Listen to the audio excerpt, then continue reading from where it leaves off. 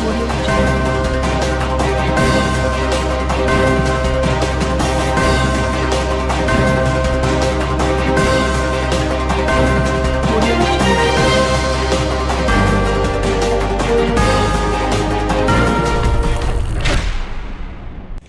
24 news में मैं नेहा शेख आपका स्वागत करती हूँ।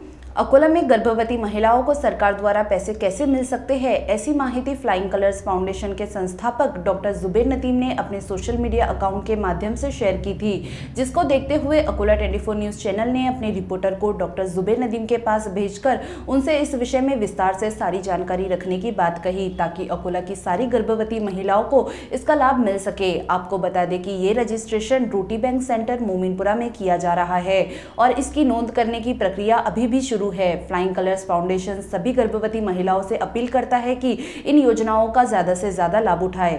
आज हम बात करने जा रहे हैं कुछ सरकारी योजनाओं की, और इन योजनाओं के बारे में हमारे बात करने के लिए मौजूद है डॉक्टर जुबेर सर। सर, हमने देखा है कि एक मैसेज वायरल हो रहा है आपका योजनाओं के बारे में, तो उस मैसेज के बारे में हम विस्तार से थोड़ी जानकारी चाहते हैं आपसे, तो आप हमारे दर्शकों को बताइए सर कि क्या योजनाएं हैं। जी देखिए, सरकार की जानिब से ऐसी बहुत सारी योजनाएं हैं जो लोगों का उसको लाभ मिले, इसके लिए सरकार बहुत सारी योजनाओं को इंट्रोड्यूस करते रहती है।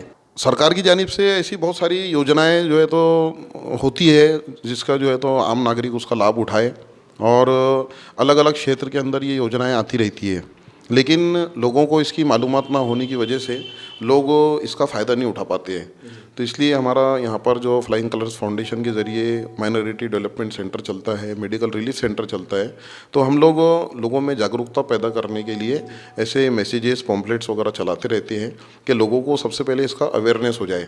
जब लोगों का अवेयरनेस होगा, लोगों को इसके फ़वाइद पता चलेंगे, तो उसी की बात जो है तो लोग वहाँ तक अप्रोच होंगे और इस योजना का लाभ उठा सकेंगे।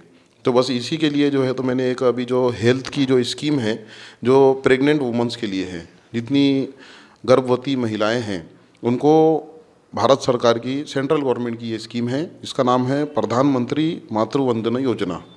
इस स्कीम के अंदर जो लेडीज़ फर्स्ट टाइम प्रेग्नेंट होती है उसको सरकार की ओर से 5,000 रुपये उसके अकाउंट में डायरेक्ट ट्रांसफ़र किए जाते हैं, और ये स्कीम जो है तो कई साल से है। जी सर, ये जो योजना है तो सभी ख़वातीन के लिए है या सभी लेडीज़ के लिए है कि इसमें कुछ और शराइत है? देखिए, ये तो मतलब है लेडीज़ के लिए, लेकिन ये रिलेटेड है प्रेग्नेंट वुमन के लिए। जैसे जो लेडीज़ जो है तो गर्भवती महिलाएं जिसे हम बोलते हैं, तो जो लेडीज़ फर्स्ट टाइम प्रेग्नेंट हो रही है, जब उनकी पहली डिलीवरी का मौका आ रहा है, फर्स्ट टाइम जब वो प्रेग्नेंट हो रही है, तो हर पहली डिलीवरी के वक्त उनको ये पेमेंट दी जाती है। अब किसी को अगर से सेकंड डिलीवरी, थर्ड डिलीवरी, 2-3 बच्चे होते हैं उसके बाद में, तो वो उन बच्चों के पैदाइश के वक्त उनको वो बेनिफिट नहीं मिलेगा।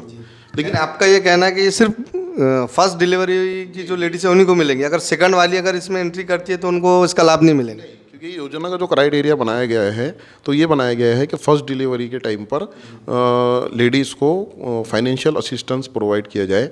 उसके साथ साथ जो है तो उसको कैश की शक्ल में पैसे देकर उसको डिलीवरी के वक्त वो यानी उसके दिमाग पे पैसों का टेंशन ना रहे, और बच्चे के न्यूट्रिशन वगैरह में बच्चों को अच्छी यानी उसको जो खुराक वगैरह दी जाती है, तो उसके लिए ये भारत सरकार का हर जो योजना बनती है उसके पीछे कुछ ऑब्जेक्टिव्स होते हैं। तो इस योजना के पीछे ऑब्जेक्टिव ये है कि पहली डिलीवरी के वक्त जब उसको पेमेंट दी जाएगी तो वो उसका अच्छी तरीके से फ़ायदा उठा सकती है। तो पेमेंट सर इनको अकाउंट द्वारा दी जाएंगी या कैश दी जाएंगी सर? देखिए, सबसे पहले तो मैं आपको योजना के बारे में बता दूं कि इसके अंदर जो है तो जो लेडीज़ इसके अंदर अपना पंजीकरण कराते हैं, तो पंजीकरण जो करवाना होता है वो आपको आपके इलाके की जो आशा वर्कर होती है, तो आशा वर्कर के पास में आपको आपके डॉक्यूमेंट्स ले जाकर उसका एक गवर्नमेंट का ऐप है, वो ऐप के ज़रिए उसका ऑनलाइन रजिस्ट्रेशन होता है। ऑनलाइन रजिस्ट्रेशन होने के बाद में जो लेडीज़ अभी प्रेग्नेंट है एट प्रेजेंट, तो उनको 3 इंस्टॉलमेंट में इसके पैसे आते हैं। आशा वर्कर जी के बारे में जानने के लिए हमें मतलब किन चीज़ों से संपर्क करना पड़ेगा कि हमारी एरिया की ये आशा वर्कर है कौन, इसकी माहिती कहाँ से मिलेंगी? आशा वर्कर जो है तो जितने भी रूरल एरिया है, अर्बन इलाके हैं, वहाँ पर आशा या ऊषा बोलते हैं उनको, वो आशा वर्कर जो है तो गवर्नमेंट की तरफ से अपॉइंटेड है। अब इनकी मालूमात आपको जो है तो जो आरोग्य विभाग है महानगर पालिका का, आपको वहाँ पर भी जाकर इनकी मालूमात मिल सकती है कि हमारे अकोला के अंदर कितने आशा वर्कर हैं, इसी तरह बालापुर में कौन है, टाकली में कौन है, और अपने अपने इनके इलाके बंधे हुए रहते हैं। वहाँ पर जो है तो उन लोगों को उतना क्राइटेरिया दिया हुआ रहता है कि इतने लोगों की आपको नोंद इसके अंदर करना है, इतना एरिया आपके अंदर आता है। ऐसी बहुत सारी सरकारी स्कीम्स हैं जो हम इन लोगों के थ्रू उसके अंदर नोंद करवा के लोगों को इसका बेनिफिट दे सकते हैं। तो जहाँ तक ये प्रधानमंत्री योजना के बारे में ही हम आज जो है अगर बात करेंगे, तो इसके अंदर आपको ये डॉक्यूमेंट्स को आशा वर्कर को देना है। और ये बात कर रहा हूँ मैं, मतलब आउट ऑफ अकोला अगर कोई ये काम को करना चाहते हैं। अब हम लोगों ने ये किया कि हमारा ये जो सेंटर है यहाँ मोमिनपुरे में सागर बेकरी के सामने, जिसको रोटी बैंक सेंटर बोलते हैं, तो हमने इस काम को जो है तो यहाँ पे सेंट्रलाइज किया। और अकोला शहर, ओनली अकोला महानगर बोलेंगे जिसको हम, इसके अंदर बोरगांव भी नहीं आएगा। तो हमने अकोला शहर के लिए स्पेशल उनसे रिक्वेस्ट किया और ये सारे अकोला शहर के फॉर्म्स हम यहाँ पर जमा कर रहे हैं। यानी आपके पास भी ये चीज़ें वो कि यानी लोगों को सहूलत मिल जाएंगी कि आपके पास भी वो डॉक्यूमेंट दे सके। क्योंकि बात वही आती है कि हमारे लोग जो है तो वहाँ तक नहीं पहुँच पा रहे हैं, तो हम लोगों ने ये सोचा कि हम हमारे तरफ से जो है तो इसका अवेयरनेस करें, और हम लोगों ने उनसे रिक्वेस्ट किया। मैं सर यानी ये सिर्फ पूरे शहर के लोग रहेंगे या प्रॉपर मोमिनपुरा के लोग रहेंगे जो आपके पास डॉक्यूमेंट ला के देंगे? नहीं, हमने तो, मैं उनका आभारी भी हूँ हमारे वहाँ की आशा वर्कर का, कि जिन्होंने हमको इसके अंदर सहयोग किया। और उन्होंने अकोला शहर के जितने भी फॉर्म्स आएंगे तो हम जो है तो उन लोगों को यहाँ से वो पूरे फॉर्म्स देंगे और वो उसको जो है तो पुटअप करेंगे और लोगों को इसका लाभ मिल सकता है। तो सबसे पहली बात तो ये है कि ये प्रेग्नेंट वुमेंस के लिए है। दूसरी बात ये है कि जिनकी फर्स्ट डिलीवरी है उनके लिए है। अब इसके अंदर जो डॉक्यूमेंट्स है, तो आपका जो है तो जो लेडीज़ प्रेग्नेंट है उसका आधार कार्ड चाहिए, पहला डॉक्यूमेंट। दूसरा डॉक्यूमेंट उसके हस्बैंड का आधार कार्ड चाहिए। उसके बाद में जो है तो जब वो प्रेग्नेंट रहती है तो उस टाइम पे उसको एक ANC कार्ड बोलते हैं, है ना। तो ANC कार्ड जिसे बोलते हैं, जो कि आप अगर सरकारी दवाखाने में जब बताते हैं तो आपको एक वो हरे कलर का जो कार्ड बना के देते हैं, उस पर बच्चे की फ़ोटो रहती है। सरकारी दवाखाने यानी मेन हॉस्पिटल या लेडी हार्डिंग? अपने आप चूँकि लेडी हार्डिंग में वो दिया हुआ है डिपार्टमेंट, तो लेडी हार्डिंग में वो कार्ड बन जाएगा। अब इसमें एक है अच्छी इंटरेस्टिंग बात कि कुछ लोग सरकारी दवाखानों में अपना चेकअप नहीं करवाते हैं डिलीवरी के वक्त, वो जो है तो प्राइवेट लोगों से कंसल्ट करते हैं। तो ऐसी कोई बात नहीं है कि जिसकी डिलीवरी गवर्नमेंट में चेकअप करने के बाद होगी या गवर्नमेंट में डिलीवरी होगी तो उसको इसका लाभ मिलेगा। अगर आप प्राइवेट गायनेकोलॉजिस्ट को भी बताते हैं तो आपको प्राइवेट गायनेकोलॉजिस्ट सोनोग्राफी करवाती है। तो इसमें एक डॉक्यूमेंट, अगर आपके पास में वो कार्ड नहीं है तो उसके अल्टरनेट के तौर पे आपके पास में सोनोग्राफी चाहिए। तो एक तो प्रेग्नेंट वुमन का आधार कार्ड, उसके बाद में उसके हस्बैंड का आधार कार्ड, उसके बाद में या तो ANC कार्ड गवर्नमेंट का, या फिर जो है तो आपके पास में सोनोग्राफी की रिपोर्ट। इतनी चीज़ें। और चौथी चीज़ जो डॉक्यूमेंट है इसमें अहम है, वो बैंक अकाउंट। वो बैंक अकाउंट जो है तो लेडीज़ का ही चाहिए। तो bank account sir nationalise bank चाहिए या पद संस्था का भी चलता है इसमें? नहीं, इसमें जो है तो नेशनलाइज बैंक चाहिए। और नेशनलाइज बैंक के साथ साथ इसमें एक चीज़ जहन में रखना है कि जो बैंक अकाउंट की पासबुक पर नाम लिखा हुआ है उस प्रेग्नेंट लेडीज़ का, वही नाम उसके आधार कार्ड पे होना चाहिए।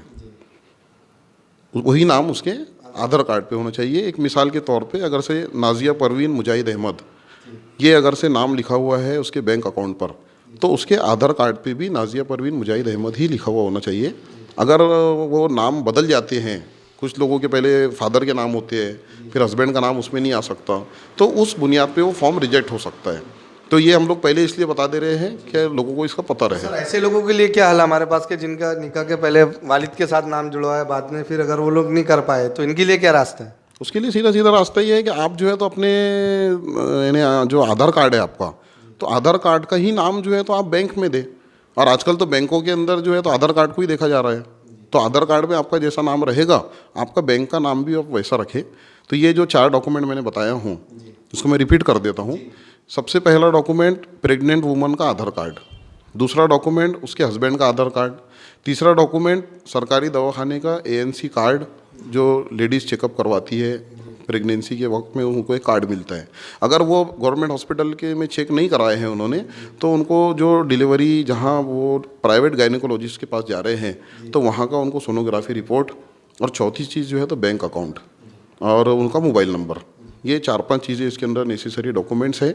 तो ये उन लेडीज़ के लिए है जो अभी हाल में पहली मर्तबा प्रेग्नेंट हुई है, 2 महीने 3 महीने 4 महीने जिनको हो गए हैं, तो ये डॉक्यूमेंट उनके लिए है। अब सवाल ये पैदा होता है कि जो लोगों की डिलीवरी पहले हो चुकी, जो कि उनकी पहली डिलीवरी थी, तो उनके लिए भी यही डॉक्यूमेंट लगेंगे। तो इसमें क्राइटेरिया जो दिया गया है वो 2018, वैसे रूल के हिसाब से तो 2017 जनवरी के बाद से ही है, लेकिन यहाँ पर हमारे यहाँ पे जो फॉर्म जमा कर रहे हैं वो 2018 जनवरी के हिसाब से 2018 जनवरी या उसके बाद में जो लेडीज़ की पहली डिलीवरी हुई है वो लेडीज़ को ये तमाम डॉक्यूमेंट्स भी जोड़ना है, और जिस वक्त वो डिस्चार्ज हुई हॉस्पिटल से तो वहाँ का डिस्चार्ज कार्ड, ये 6ठा डॉक्यूमेंट उसमें ऐड कर देना है। और ये 6 डॉक्यूमेंट की प्राइवेट हॉस्पिटल का भी अगर डिस्चार्ज कार्ड हो तो वो भी चलेगा? बिल्कुल बिल्कुल, प्राइवेट हॉस्पिटल में ये बात इसमें बहुत इंपॉर्टेंट है। क्या कोई लेडीज़ को ये ना समझे कि हम गवर्नमेंट में नहीं जाते हैं तो हमको ये गवर्नमेंट की योजना है तो इसका लाभ कैसा मिलेगा। गवर्नमेंट की बहुत सारी ऐसी योजनाएं हैं कि अगर आप प्राइवेट में भी आपका ट्रीटमेंट करा रहे हैं तो आप उस योजना के लाभार्थी बनेंगे, आपको वो योजना का फ़ायदा मिलेगा। तो इसके लिए जो है तो ये जो डॉक्यूमेंट्स मैंने बताया हूँ, ये डॉक्यूमेंट्स की ज़ेरॉक्स कॉपी चाहिए, प्रॉपर डॉक्यूमेंट्स चाहिए। और ये हमारा जो सेंटर है जिसे रोटी बैंक सेंटर कहते हैं, ये रोटी बैंक सेंटर मोमिनपुरा में सागर बेकरी के सामने है। सुबह शाम जो है तो ये खुला रहता है। हमारे नंबरात भी उस मैसेज के अंदर दिए हुए हैं, तो आप इस पर संपर्क करके जल्द से जल्द अकोला शहर की जितनी ऐसी लेडीज़ हैं तो उन तक हम अकोला 24 न्यूज़ के ज़रिए से भी ये मालूमात को देना चाहते हैं कि जल्दी से जल्दी आप आपके ये 5-6 डॉक्यूमेंट्स यहाँ पर जमा करवा दें ताकि हम उसका एनरोलमेंट कर सकें। इसके साथ कोई पावती, कोई फीस वगैरह देने की कोई ज़रूरत नहीं सर? इसके साथ में किसी किस्म की कोई फ़ीस नहीं है, किसी किस्म की कोई इसके साथ में और भी कोई चीज़ नहीं है। बस जितने डॉक्यूमेंट बोले गए हैं वो डॉक्यूमेंट आप ज़ेरॉक्स करवा लें और हमारे सेंटर पे लाके जमा करवा दें, हम उसको एनरोलमेंट के लिए डाल देंगे। तो ये थे हमारे साथ में डॉक्टर ज़ुबैर नदीम सर, जिन्होंने बड़ी तफसीलात के साथ में इस योजना के बारे में बताया। तो फिर मिलते हैं अगली मुलाकात।